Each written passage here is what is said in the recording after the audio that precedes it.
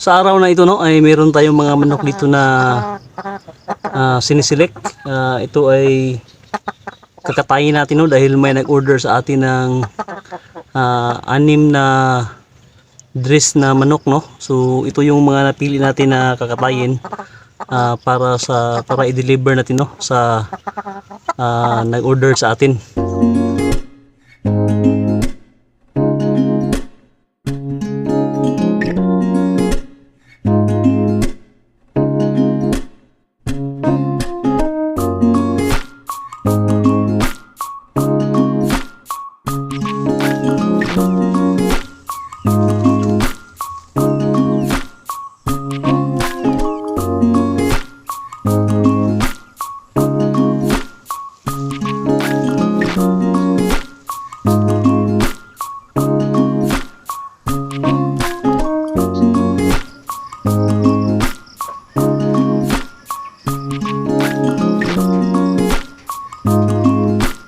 At ito na no, tapos na natin i-dress yung ating mga manok dito.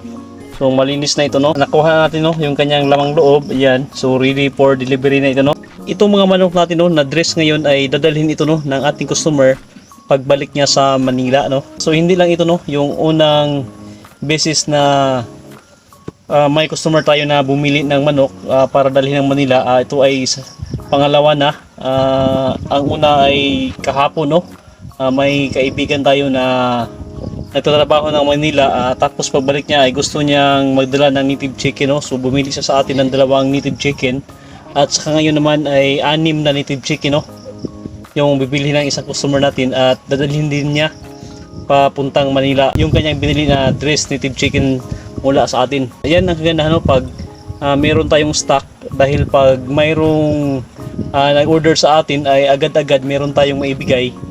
So dapat talaga na padamihin pa natin yung ating production. Dapat talaga no, na buwan-buwan ay meron tayong production nang sa ganun ay meron din tayong mai-release pag may naghanap sa atin ng kagaya nito mga dress native chicken. Mga gustong bumili no ng ating mga manok, pasensya na kayo no pag hindi natin kayo mabintahan kasi nga nakadepende tayo sa layo ng ating padalhan ng ating mga manok. So kagaya nito, pa Manila itong mga manok na ito, ngunit ang magdadala nito no, ang mag-transport nito ay yung buyer natin. So wala tayong gagastusin dito no sa shipping dahil yun lang bumili sa atin ang gagastos para magbayad para sa shipping ng mga manok na ito.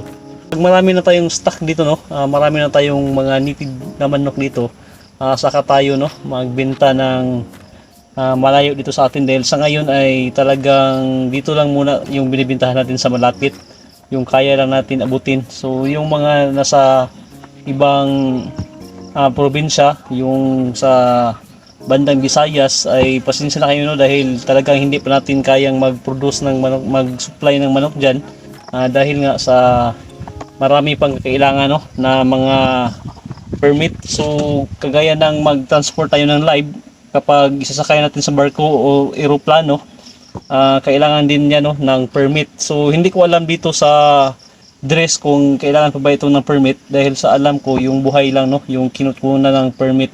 So dito sa dress na manok na iwan ko lang no kung kailangan pa ba ito ng permit.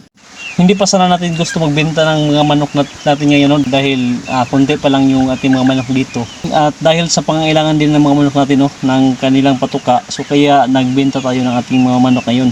Kailangan lang talaga no, na may pang support tayo sa ating mga manok. So yung ginagawa naman natin dito ay nagpapalaki tayo tapos bibenta natin para naman may pangtuka yung mga manok natin no. Dahil nga sa pangailangan ng manok natin ay kailangan din natin magbenta ng ating mga manok dahil hindi naman pwede no na patuka lang tayo ng patuka tapos walang return sa atin. So kailangan din natin na yung ating produkto dito ay ibenta din natin para may pambili din tayo no ng kanilang patuka. Ayan na yung manok natin no. Ready for delivery na siya.